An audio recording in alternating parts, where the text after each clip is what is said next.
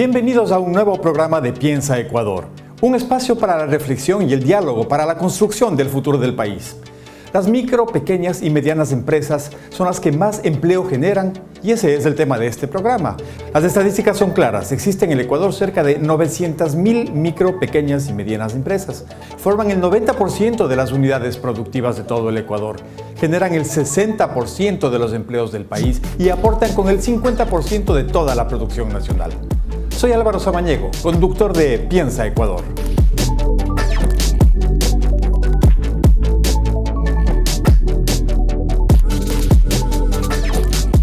Hola, yo soy Galo Cabanilla, el promotor de este espacio de reflexión Piensa Ecuador. Usted que tiene una zapatería, o usted señora que administra un taller de bordado, o ustedes jóvenes que han formado un taller de reparación de equipos electrónicos, ustedes son parte de lo que se conoce como MIPYMES, las micro, pequeñas y medianas empresas en el Ecuador. Piensa Ecuador está dedicado a ustedes. Pero las MIPYMES tienen un problema muy grave. Les cuesta mucho conseguir financiamiento para poder mejorar sus negocios o para ampliarlos. Este es el tema que nos convoca en este programa de Piensa Ecuador. Nos ilustrará con sus conocimientos el doctor Pedro Arbulu, PhD por la Universidad de Burdeos en Francia. Se ha especializado en finanzas de mercado, finanzas conductuales, análisis financiero, finanzas internacionales y matemática financiera. Doctor, muchas gracias y bienvenidos. Nos honra con su presencia. ¿Cuán difícil es en general para las MIPYMES tener el financiamiento suficiente para poder desarrollarse, crecer, trabajar, operar? En el día de hoy me parece que fundamentalmente el financiamiento de las empresas, cualquiera que sea su talla, es fundamental para el desarrollo de un país, de una región. Y la preocupación es mucho más importante para empresas de pequeña talla. En ese sentido, las micros y las pymes tienen una dificultad mucho más importante que las grandes para encontrar un financiamiento. Este financiamiento va a permitir de una u otra manera de poder concretizar una idea, un proyecto en algo real. Todo lo que tenemos alrededor de nosotros, actualmente el hecho de ser filmados, estar delante de ustedes, es un progreso de alguien que ha tenido una idea y que gracias justamente al poder tener un financiamiento ha podido transformar esa idea, ese proyecto en algo concreto. Entonces, el deber de una comunidad en sí misma es el poder dar la posibilidad a cada uno de nosotros, empresarios, cualquiera que sea el tamaño de nuestra empresa, de poder justamente concretizar nuestros sueños en realidad. En una conversación previa nos había dicho que hay dos tipos de financiamiento que se diferencian por mucho. Aquel que permite concretar la idea, el sueño, y otro tipo de financiamiento que le permite continuar el negocio, que tiene características diferentes.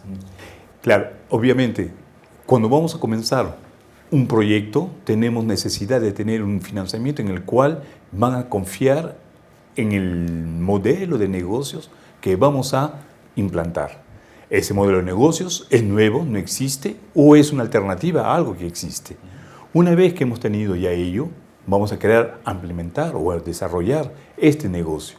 Esa es una segunda fase la cual va fundamentalmente tener como sólida base el hecho de tener una confianza con respecto a lo que se ha producido. Entonces, muchas veces vamos a tener diferentes sistemas de modalidad de financiamiento, las cuales van a ser según la fase de desarrollo de la empresa. Doctor Galo Cabanilla, muchas gracias por estar aquí. ¿El Ecuador en qué estado está en esto de las microempresas? Hemos visto estadísticas que dicen que la mayoría de nosotros estamos de alguna manera relacionados con ellos. ¿Pero usted cree que están bien tratadas, están regularmente tratadas las MIPYMES en el Ecuador? Yo creo que en el Ecuador se necesita darle muchísimo más impulso a las microempresas. Empezando por el crédito. ¿Usted sabe cuál es la franja de crédito que tienen los bancos aquí en el Ecuador para las microempresas, para las pymes?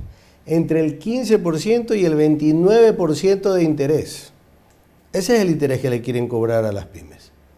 Entonces, ¿cómo estamos hablando de estimular realmente al microempresario en el Ecuador? Peor todavía, si tomamos las cifras de pobreza. La pobreza en el Ecuador a nivel nacional es del 25.5%. Y a nivel de la zona rural es del 47.3%. Entonces estamos hablando realmente de una situación en la que no se está generando las políticas públicas para darle las posibilidades de construir empleo, de crear empleo y un empleo adecuado.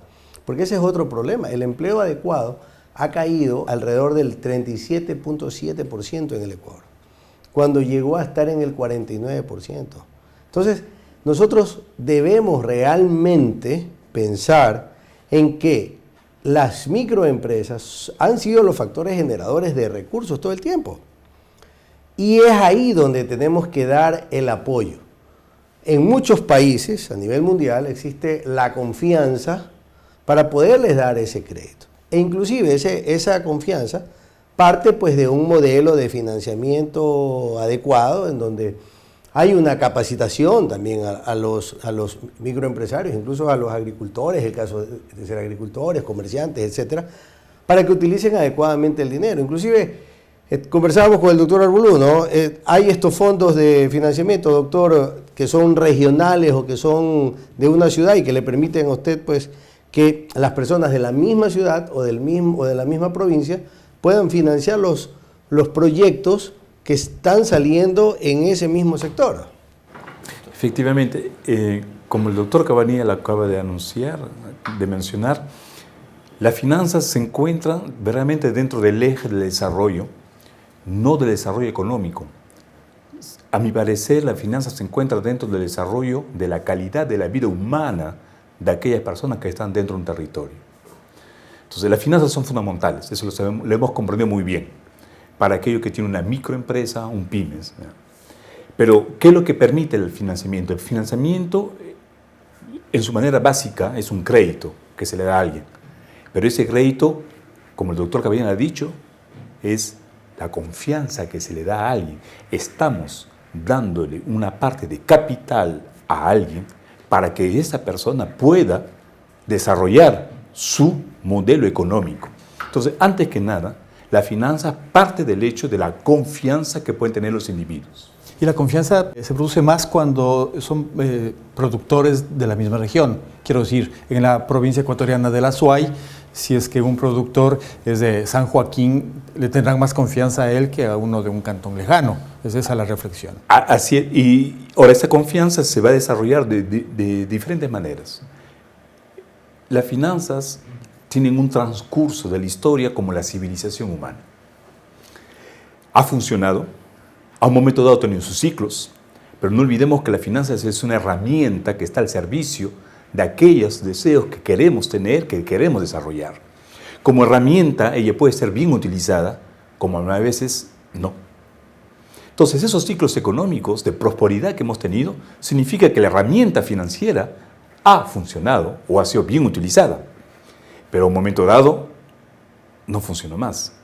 Y es lo que hemos tenido justamente en esos últimos 100 años, desde el siglo XX y en esta parte del siglo XXI. Una realidad internacional es esta desconfianza que tenemos con respecto a las finanzas, pero es en el sentido de que tenemos esa desconfianza como respecto a instrumento, como herramienta que es. La crisis muy importante internacional de 2007 ha hecho de una u otra manera que el financiamiento tradicional de la banca pueda retirarse del sistema productivo, puesto que le hemos acusado de dar préstamos a personas, a empresas que no eran solventes, lo que llamamos la crisis del subprime, y que al momento dado, con las diferentes reformas, se le ha dicho, usted ha dado crédito a aquellos que no deberían haber dado, entonces lo vamos a castigar, y a momentos de ahí, el banco actualmente internacional dice, ahora vamos a entregar solamente créditos a aquellas personas o a aquellas empresas que sabemos que pueden pagar, pero ello no significa que vamos a dar crédito a diferentes modelos que tienen riesgo, pero que pueden dar un resultado positivo más tarde. Miremos los últimos datos del Instituto Nacional de Estadísticas y Censos. En el Ecuador hay 884.000 empresas. De ellas, 802.000 son microempresas, aquellas que tienen hasta 10 empleados. 64.000 son pequeñas empresas, que emplean hasta 50 personas. Y 14.000 son medianas empresas, que son las que tienen hasta 250 empleados. Estamos con ustedes enseguida. Democratizar el financiamiento es una necesidad. Esto significa que todas las empresas, sin importar el tamaño, el objeto o la actividad económica que realizan, deben tener la misma facilidad para poder obtener el financiamiento. Y aquí ha aparecido, doctor Cabanilla, una palabra que parecería muy poco financiera, pero muy importante en el momento de hablar de financiamiento de MIPYMES, que es confianza. ¿A usted le parece que es excesivamente relevante ese término? Sí, por supuesto. El tema confianza parte del hecho de que el fondo o el financiamiento que se está dando tenga realmente el objetivo, el resultado que se busca. Y aquí hay que tocar algunos aspectos específicos en el Ecuador. Primero, para desarrollar los diferentes sectores de la economía, por ejemplo, la agricultura, es necesario establecer un esquema de crédito que vaya de acuerdo a la actividad que realizan. En este caso, por ejemplo, que los créditos que se entreguen de parte de la banca pública, que es la que está dando más crédito, porque la banca privada está concentrada en los créditos los créditos de consumo, efectivamente, y los créditos hipotecarios, pero no a los productivos que implican riesgo. Entonces, cuando nosotros armamos un esquema de crédito, por ejemplo, para los agricultores, en el cual haya un crédito en el que las cuotas se paguen cuando se dé la cosecha, por ejemplo, porque el agricultor, mientras está sembrando, no tiene liquidez, sino a la hora de la cosecha pueda ir pagando. Entonces, estamos realmente enfocando el crédito a la necesidad del agricultor. Lo otro, los créditos que se entreguen, en este caso también puede ser al sector productivo, puede ser agricultura, puede ser camaroneros, etcétera, que ya lo han hecho los camaroneros, han mejorado su productividad a través de la tecnología. Invirtiendo en tecnología, se mejora la productividad, se suben los ingresos, se mejora la producción, suben y entran, más dólares. Eso es lo que nosotros finalmente tenemos que buscar, que sean más competitivos. Alguien está hablando de cómo reactivar el campo. Exactamente. Es que eso es lo que tenemos que hacer, reactivar la agricultura, reactivar los diferentes sectores productivos a partir de observar y analizar y optimizar su cadena de producción para, en función de eso, darle las facilidades necesarias sin que esto implique alcahuetear o dejar en libertad del incumplimiento. Esa es realmente la necesidad que se tiene en este momento, que es orientar. Y para eso se necesita mucha capacitación. Se da los créditos, pero no se capacita en cambio a las personas. Ellos necesitan saber manejar un flujo de caja, contabilidad, cosas que se ven como muy sencillas, pero que son definitivamente necesarias. Porque la educación es la gran generadora de oportunidades en el Ecuador. Y esta se da en los diferentes niveles. Doctor Argulú, ¿el financiamiento es básico para la sostenibilidad de las empresas, de las MIPYMES? Es básico para la economía y un país en general, puesto que el fundamento mismo de la economía de un país, no olvidemos, antes que nada, es el fruto de las empresas y de las empresas privadas, y cualquiera que sea su tamaño. Pero sobre todo, y como usted lo ha mencionado mucho más temprano en la emisión, esas cifras son elocuentes en cuanto a la importancia que tienen las micro y las pymes en cualquier realidad económica en el mundo. Un país depende sobre todo, su PIB depende sobre todo de la producción de valor añadido que es creado por esas micro y las pymes. Las grandes empresas, ellas, sirven de vitrina para una realidad económica. Ellas van a proponer, justamente van a hacer conocer las grandes cualidades y competencias que tiene un país al nivel mundial. Las micro y las pymes van a colaborar con esas grandes multinacionales, pero tenemos justamente que ayudarlas. Sin ellas no hay crecimiento económico. Entonces es un contrasentido poner obstáculos a aquellos que pueden empujar realmente el desarrollo de un país. Eso es contranatural, es contranatural. Debemos dar un apoyo, sobre todo a aquellas que van a colaborar al nivel de la proximidad, y una vez más, son ellas las que van a crear una confianza, puesto que esas micro son nuestros vecinos. Es un primo, es una tía, es un tío, es un padrino, es nuestro padre o nuestra madre, que están colaborando a un proceso económico y tendríamos que tener ese orgullo de justamente tener empresarios, cualquiera que sea el tamaño, la talla de la empresa, dentro de la familia. Entonces ese espíritu de creación, de valorización, debemos justamente incentivarlo y apoyarlo, crear las condiciones necesarias para que ello se pueda producir. Debemos tener una realidad, aquella que no solamente se ve por la televisión, en la cual las grandes empresas, ellas tienen todo el financiamiento que es necesario y todas las relaciones que puedan necesitar. Nuestro deber es justamente poder ayudar a aquellas, como la micro y las pymes, a tenerlas también. ¿Algún comentario? Sí, un dato importante, ¿no? Precisamente en lo que menciona el doctor Arbulú. En el Ecuador, usted sabe este dato, yo lo investigué como parte de una serie de investigaciones que estaba haciendo sobre los ciclos económicos de la economía ecuatoriana. El Ecuador toca fondo en el año 98 con el feriado bancario. En el año 2000 logra una cierta estabilidad monetaria con la dolarización. Pero usted sabe que a partir de la dolarización comienzan a proliferar más microempresas. Sube el número de las microempresas al tener una moneda dura. Esas microempresas comienzan lógicamente a demandar servicios. Con la venida del aumento del precio del petróleo y la inversión en infraestructura productiva, lo lógico era que la carga tributaria sea más racionalizada. Lo lógico era que los trámites que existieran en el Ecuador ya no sea pues tan difícil hacer una empresa, no sea tan difícil registrar una marca, etcétera, se optimice, se modernice, para que esas microempresas luego se convirtieran en medianas empresas y crezcan. Pero todo esto era haciendo funcionar el aparato productivo.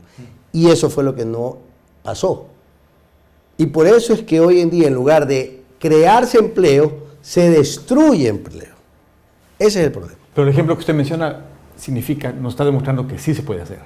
No, claro. Y eso que no estamos considerando, y ahí el doctor Arbulú, digamos, con su experiencia en finanzas internacionales en Europa, nos puede, pues, digamos, dar su información, es en el tema del mercado de valores, por ejemplo, que siempre ha sido una gran fuente de financiamiento para todas las empresas que trabajen con seriedad y con formalidad, que es importante. Volveremos con eso en un momento, doctor Arbulú.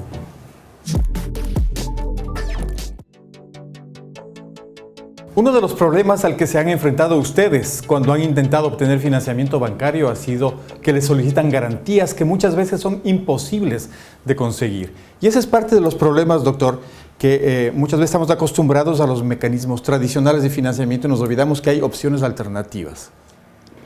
Efectivamente, pero permítame justamente regresar sobre los últimos intercambios, palabras que hemos tenido en antes, y con este concepto de moneda dura. Correcto. Y de bolsa de valores. En Europa teníamos justamente cada país su propia moneda.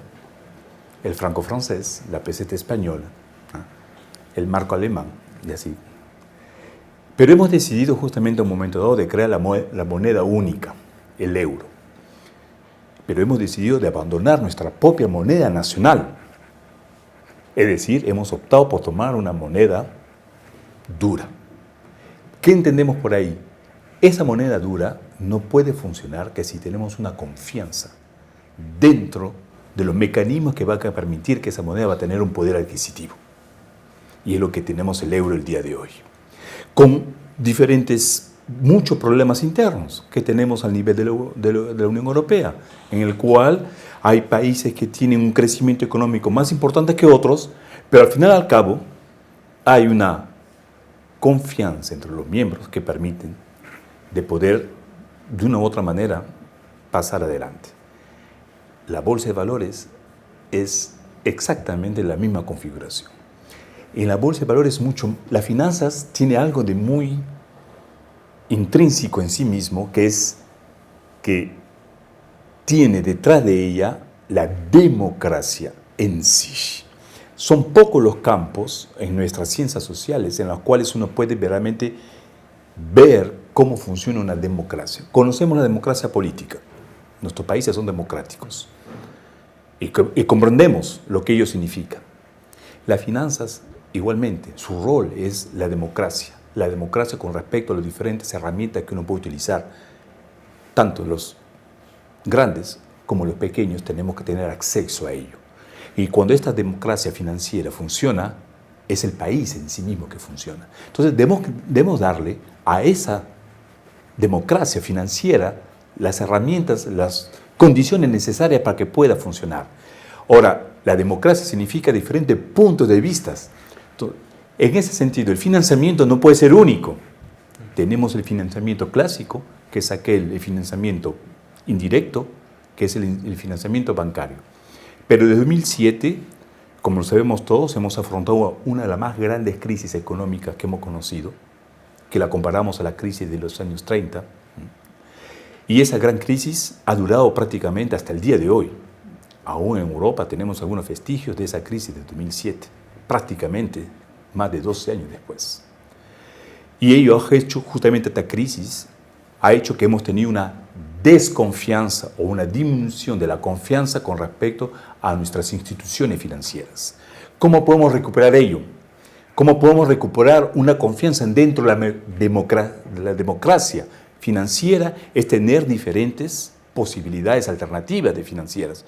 No tiene que haber un monopolio financiero en el cual uno pueda recurrir solamente a esta fuente para tener financiamiento. Eso quiere decir que un productor de queso en Italia no necesariamente está yendo a un banco de Italia a conseguir préstamo. Lo consigue de otra manera. ¿De qué otra manera, por ejemplo? Por ejemplo, gracias a las diferentes formas, y entre ellas a la tecnología, a la innovación, que también invade las finanzas. Las finanzas, puesto que su base misma, como muchas de otras ciencias, es la confianza, y esa confianza se obtiene por la proximidad. Cuando yo voy a escoger mis papas, cuando voy a escoger mi tomate, mi carne, mi pescado, yo voy a ir a mi casero, porque tengo confianza en él. Igualmente es en las finanzas. Cuando yo quiero invertir en una empresa, ¿por qué yo no puedo invertir en la empresa que yo conozco su modelo financiero, sus productos? Pero la única manera de conocer esa empresa es la proximidad. Y esa proximidad es la tecnología que nos la da. Tenemos finanzas alternativas, gracias a la tecnología, lo que llamamos las finanzas participativas. Correcto. En inglés lo que llamamos el crowdfunding. Correcto. Traigamos el ejemplo del Ecuador. ¿Qué pasa con un productor de leche de la provincia del Cañar? ¿Tendrá las mismas oportunidades de conseguir el mismo financiamiento alternativo que el productor de leche de Italia, doctor? No, porque tiene que ir al chulquero. Ese es el problema. La democratización de las finanzas me parece un concepto clave. Nosotros ya hablamos en un momento dado de que debe haber una apertura para el ingreso de más bancos al Ecuador, de bancos internacionales al Ecuador. Pero más allá de eso, el concepto debe ser mucho más amplio. Y es que ese productor de leche o el que siembra arroz debe tener la opción de diferentes formas de financiamiento. Y estas formas de financiamiento tiene que ser a través del mercado de valores, a través, inclusive se pueden usar formas bastante creativas como el internet, existen otro tipo de monedas, pero la política pública debe estar orientada a dar esas facilidades de financiamiento. Incluso ciertos fondos financieros que existen en el Ecuador de diferentes instituciones pueden ir orientados bajo este esquema, lógicamente manejado técnicamente dentro de un perfil de riesgo, etcétera, para efectos de poder dar la posibilidad de que los ecuatorianos, innovadores, creativos como somos, capaces como somos, podamos demostrarle no solamente al Ecuador, sino al mundo, que es posible que los productos ecuatorianos sean los primeros, como ya lo hemos hecho, con el banano, con el camarón, etc. Tenemos muy poco tiempo, doctor, quizás un minuto para pedirle que saque unas conclusiones de esa conversación que hemos mantenido. Democratizar el acceso al crédito es una obligación del Estado, pero esta es una decisión que implica responsabilidad de la ciudadanía. Los productores nacionales necesitan capacitarse para convertirse en un factor fundamental de crecimiento. La falta de financiamiento adecuado a las MIPYMES obstaculiza el crecimiento nacional. Hay alternativas, tenemos alternativas que debemos usar para impulsar las MIPYMES. ¿Qué estamos esperando? Hay poco tiempo y lo lograremos con el liderazgo adecuado. Usted puede enterarse mejor de la iniciativa Piensa Ecuador visitando el portal www.piensaecuador.com.es. Se les agradece mucho, doctor Cabanilla, doctor Argulú. Es un placer haber estado con ustedes.